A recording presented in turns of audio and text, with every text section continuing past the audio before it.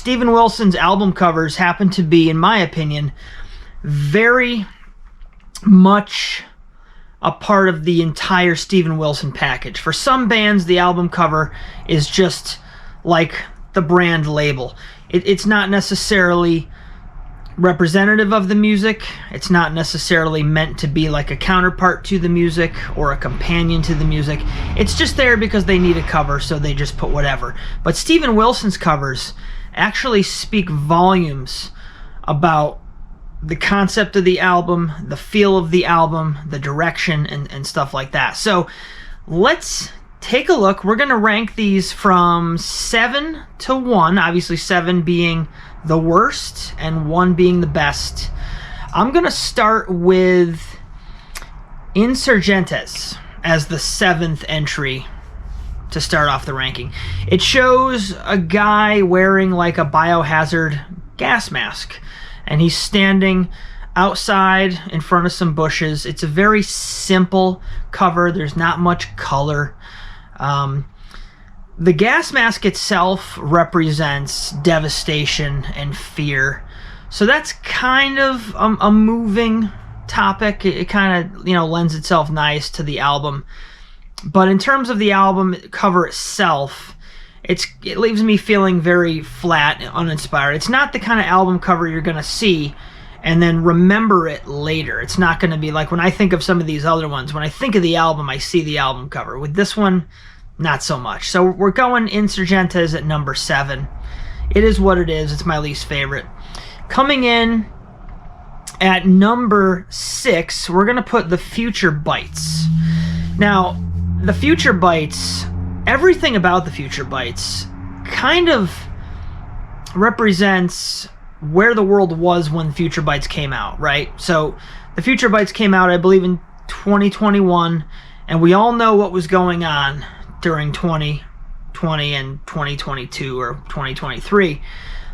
We don't have to talk about that here, but it kind of represents the very self-centered vibe that runs through society these days. It shows Steven Wilson kind of dressed as a female, I guess, in a way. I'm assuming that's what he's going for. It's very strange. There's very different iterations of this image throughout that album cover and the booklet and all that stuff. But The Future Bites, the album bites, ultimately. I mean, Steven Wilson is known for putting out some of the greatest music ever. This is definitely his least good as far as I'm concerned, though it's not a complete waste of time. If you watch my ranking video of the albums itself, I do mention a few songs that I do think are worth checking out, and I do listen to them from time to time, so it's not a complete waste of time. But The Future Bites, the album bites, the artwork bites. The only reason this ranked higher than Insurgentes is because the concept of The Future Bites, the title The Future Bites, and then that really commercialized, self-centered, plastic, look at me kind of attention-seeking energy that cover gives off, I feel represents the album. And that's what I'm talking about with Steven Wilson. His art extends out beyond the music and the words. It actually goes as far as the album cover, and it does it very well. So it gets number 6 because it fits the theme. All right. Coming in at number 5, I'm going to go with Grace for Drowning. This one is also kind of boring in a way. It almost looks like an old-timey black and white photograph. It almost looks like Steven Wilson standing there, but you only get his silhouette, so we won't know for sure. In the background, you have the ground he's standing on is kind of in shadow, and behind him you have a sunset, or what appears to be a sunset, or a sunrise, whatever. And it's got a very orangey, yellow, reddish tint to it. Again, it does have that weathered photograph look. So for that, it's kind of cool. When you listen to songs like Postcard and Index and things like that, and then look at this album cover, it kind of translates. It's got that like antique, keepsake kind of vibe to it, in my opinion. So Grace for Drowning, while it's a great album, its album cover comes in at number 5. All right, let's check out number 4. This is a weird one. I never really understood exactly what they were going for with this.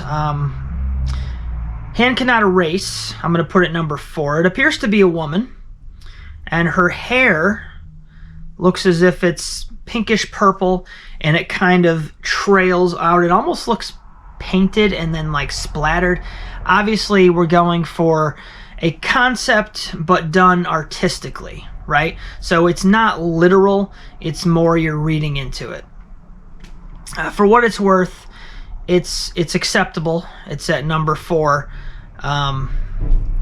But yeah, I don't have much to say on this one. It is what it is, and it's okay. It's right in the middle. All right, Hand Cannot Erase is a great album, by the way.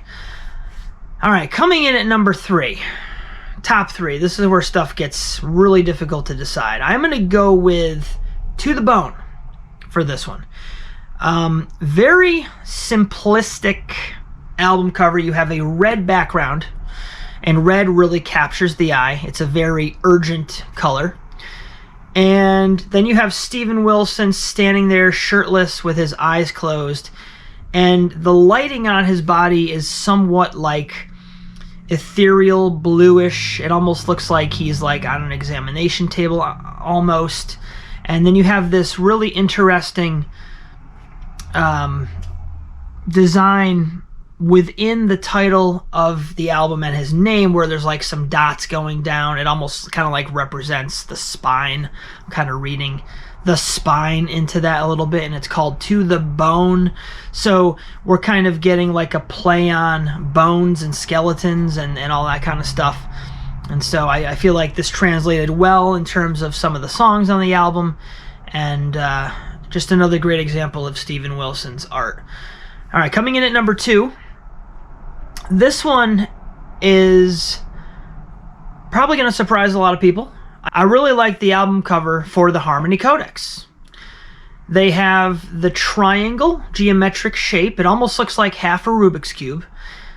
And you've got all the different colors that make up the boxes that make up that half Rubik's Cube shape. And then coming out of the top of it, kind of faded, almost looks like a building, but it looks like it's kind of in reverse.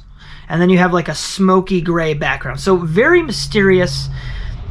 This album was very much mathematical in concept, and I think that artwork perfectly depicts that.